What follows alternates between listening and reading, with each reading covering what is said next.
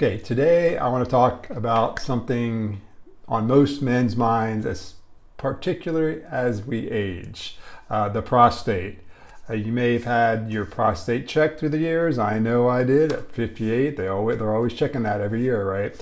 But I'm going to give a little background on the prostate. So the prostate, it's a small gland. It's about the size of a walnut. It sits right below your bladder, wraps around the tube that you urinate through. See, its main job is to produce fluid that protects and nourishes the sperm. So it's really a reproductive organ.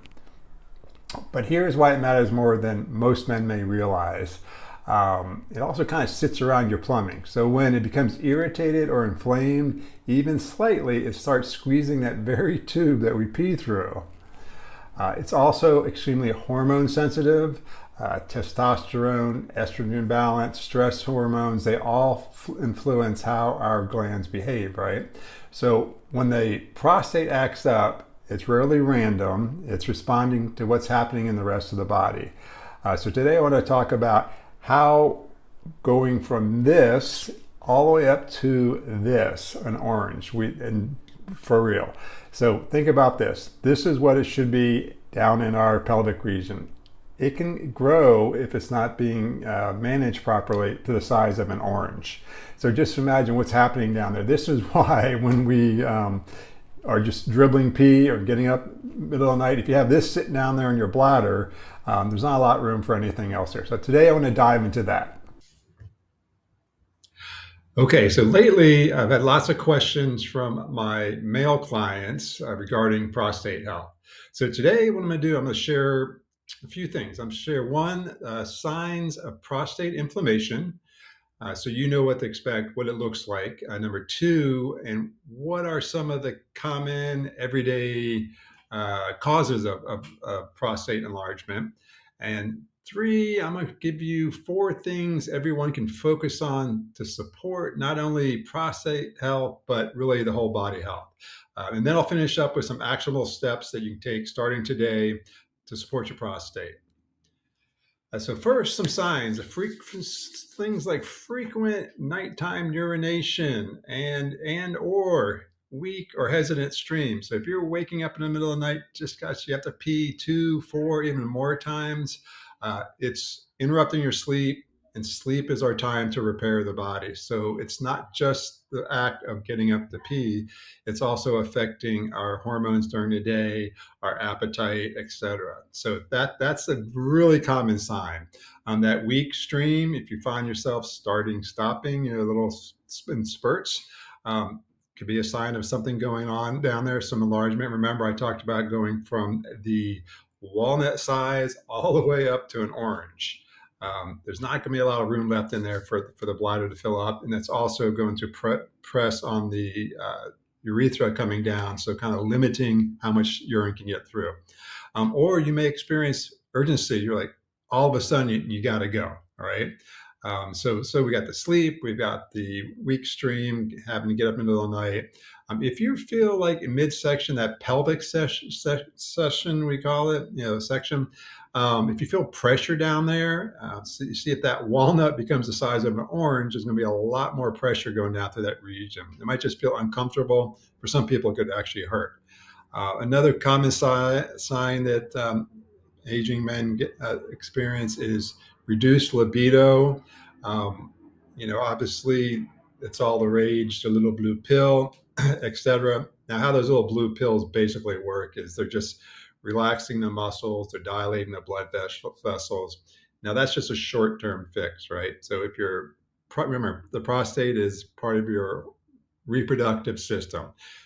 And if you're needing those little pills, something else is off. So that's a common sign. Just going to the doc and getting the prescription is not actually, it'll help you in the short term, right? That's not going to actually figure out what's going on underneath.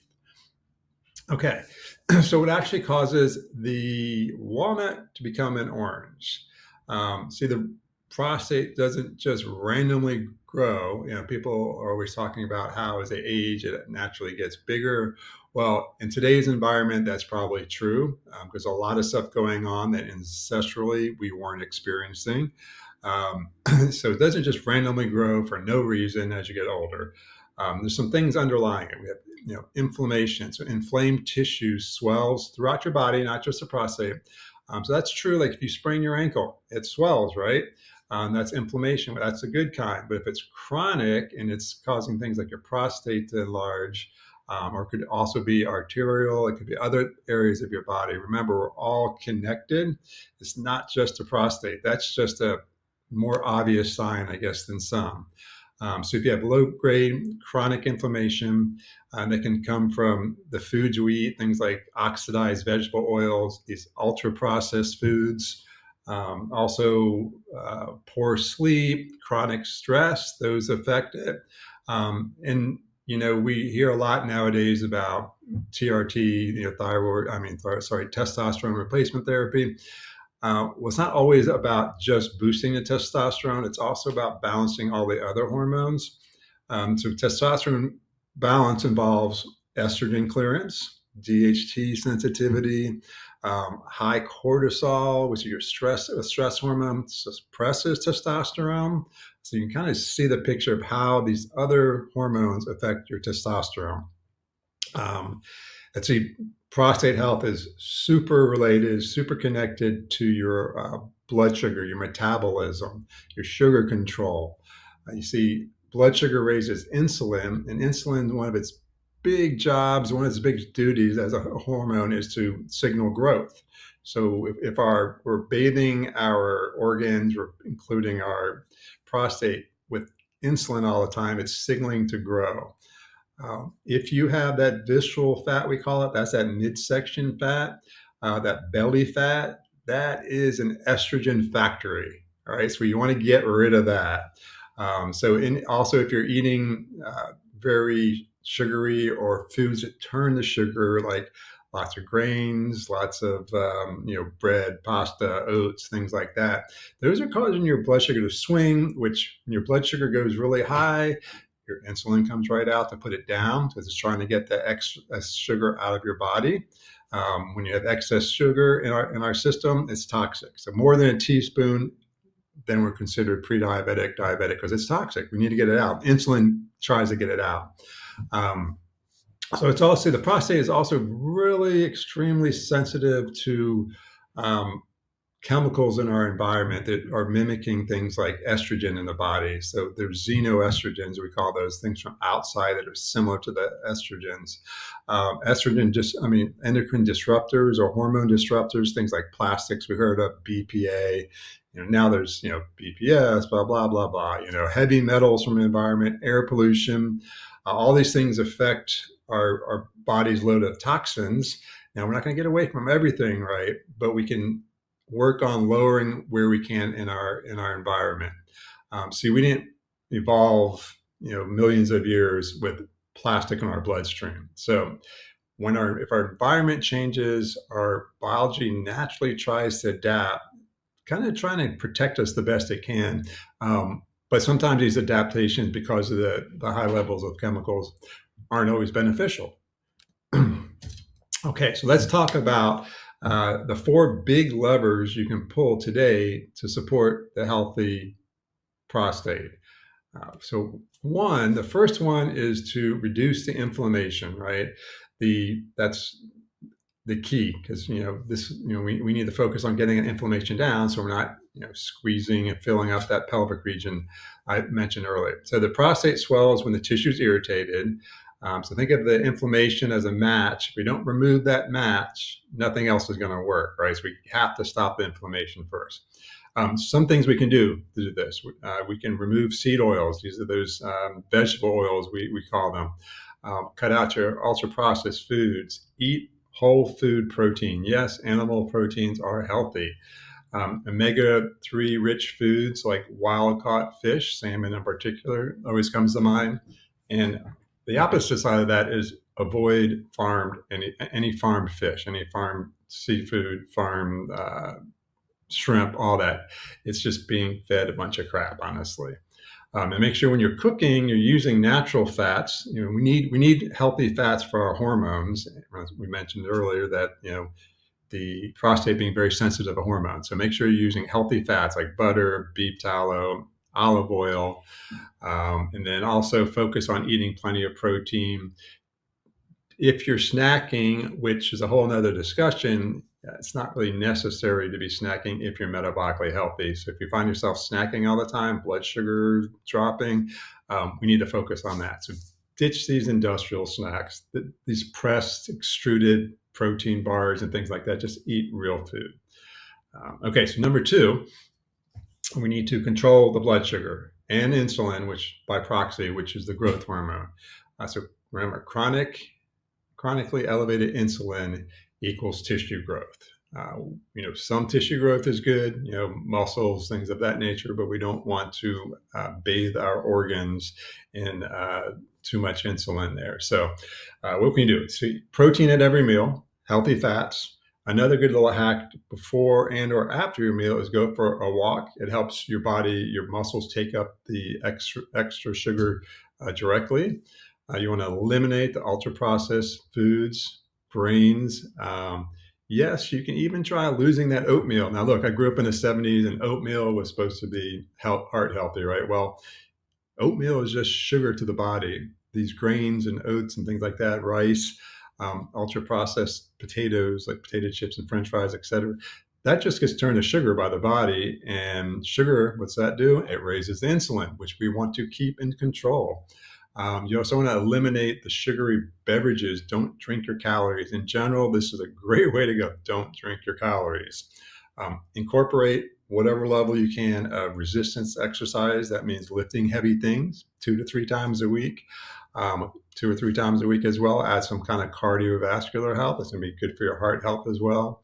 Now here's a big one, especially, as we're aging, men in their, like me, late 50s, we kind of suck it all in, right? We're like, yeah, we can handle this, but you really need to focus on stress reduction and management.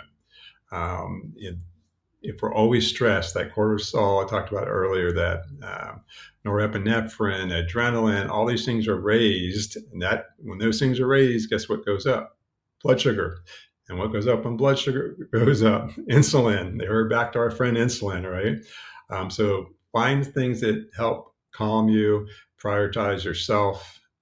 You need to prioritize sleep, 7 to 8 hours of quality sleep. Without TVs and phones and all the gadgets in your room. And another one I like to touch on also is build community. It's okay. Hang out with friends and family, have a connection with people. It really goes a long ways in kind of managing our stress. And now remember, the prostate health, it's really about metabolic health. So sugar, insulin regulation. If you're seeing that midsection belly fat, AKA the cortisol belly or the executive belly, some people call it, chances are pretty high that you have some imbalance in your blood sugar. So we need to focus on that.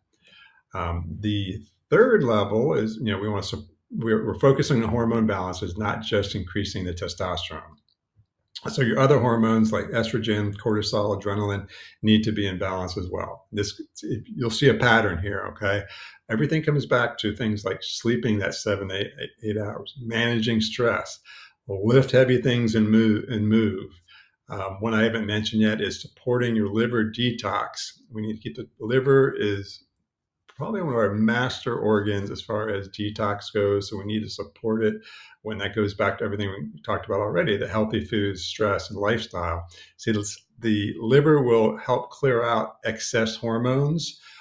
So if you have things like that belly, that cortisol belly I mentioned, if you have the boobs, the man boobs, the moobs, whatever we call them, you probably have an estrogen dominance, and your liver could be possibly your liver is stagnant, your liver's blocked up. So we need to support the liver with the healthy foods, bitter foods, and healthy fats, etc., to get rid of the excess hormones.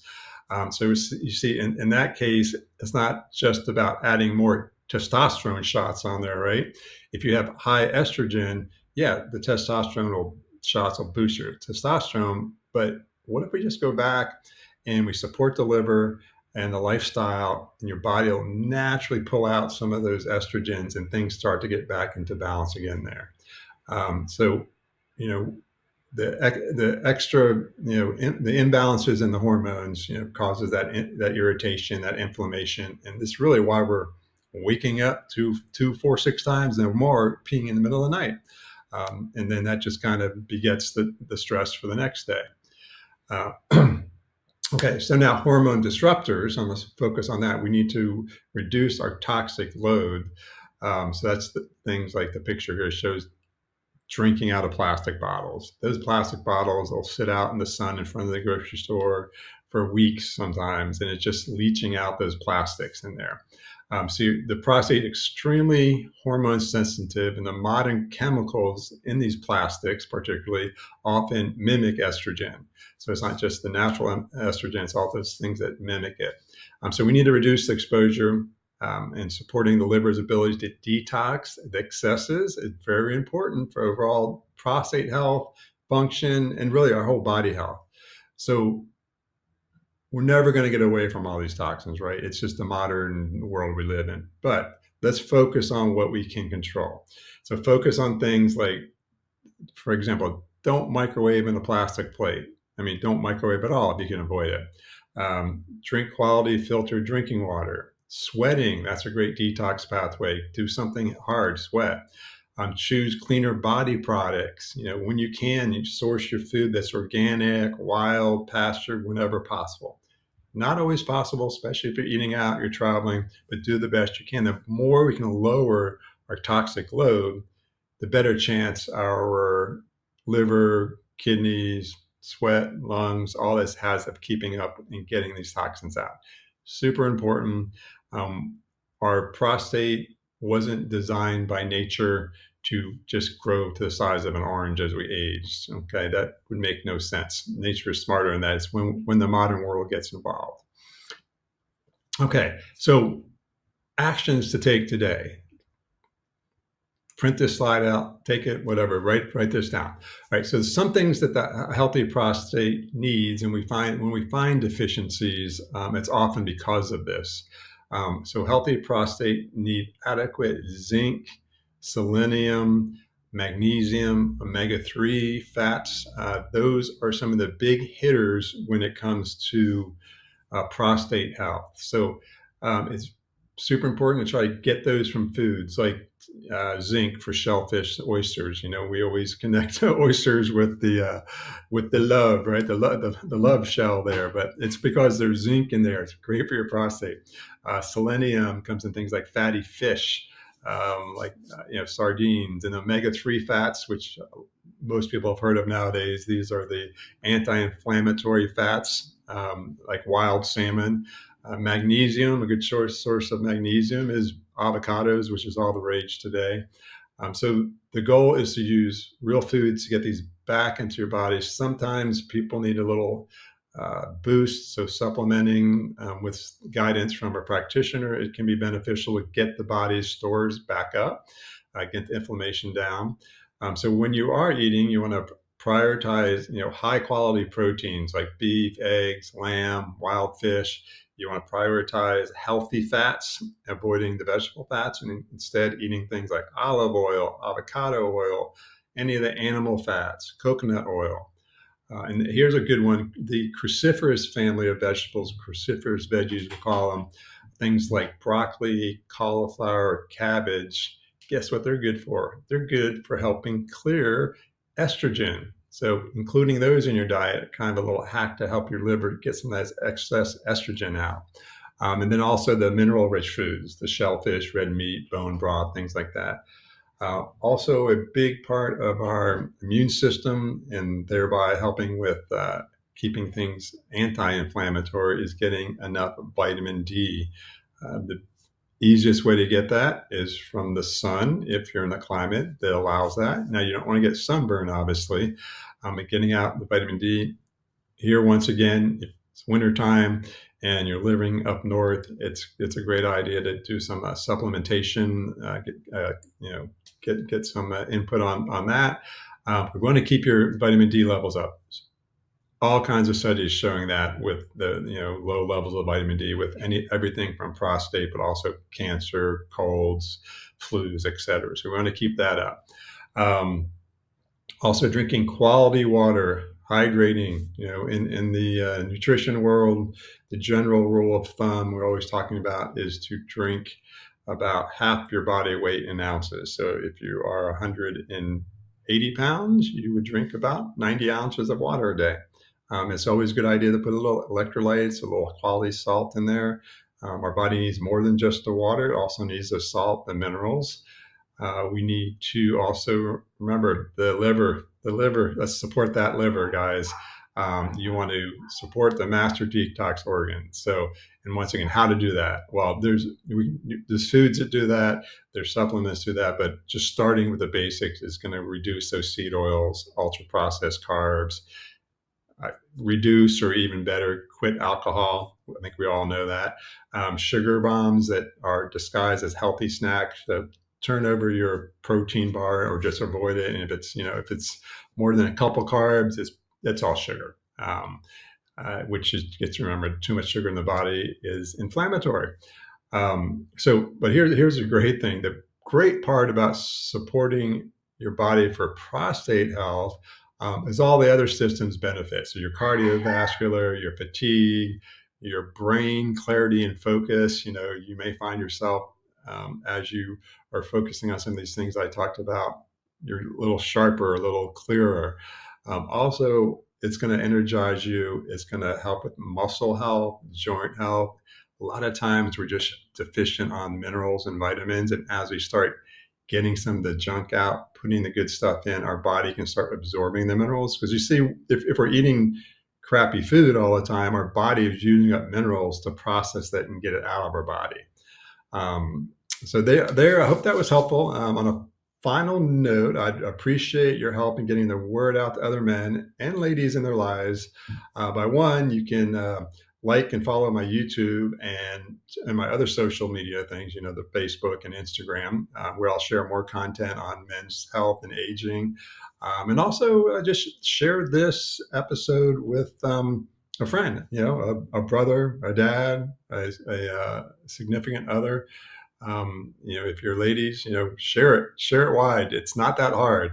I thank you for listening, and I hope this gives you some inspiration that we don't have to suffer with orange size prostates as we get older, guys.